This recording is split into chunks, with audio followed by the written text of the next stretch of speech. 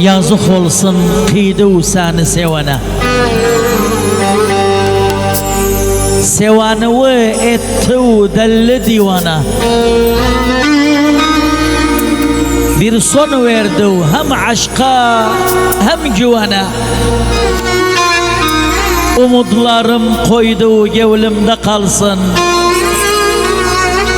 Hiç inanma başkası yeri alsın.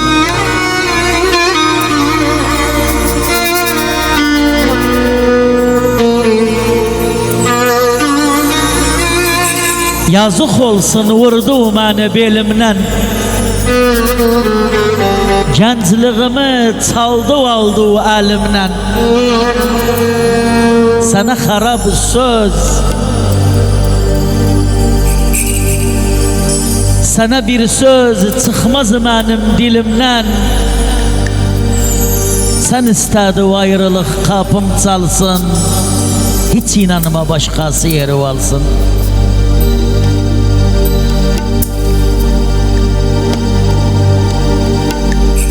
Yazık olsun hiç durmadı sözüde. Yazık olsun hiç kalmadı sözüde. Yorgunluğum hiç durmadı gözüde. Tüm dünyanı ben görerdim özüde. Bu dünyanı ben görerdim üzüde. Sen olmasa bu gevlim kime dalsın? Hiç inanma başkası yeri alsın. Sen belde kırığım, sen dağıttı yığdığım. Gereküm mahşer günü kakı başı ve yığım.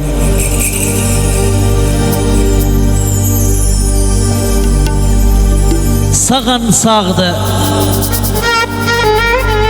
koyunu sağan sağdı.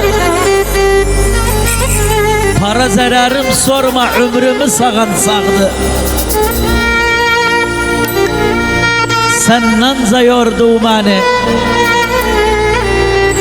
her yerde kırdı beni.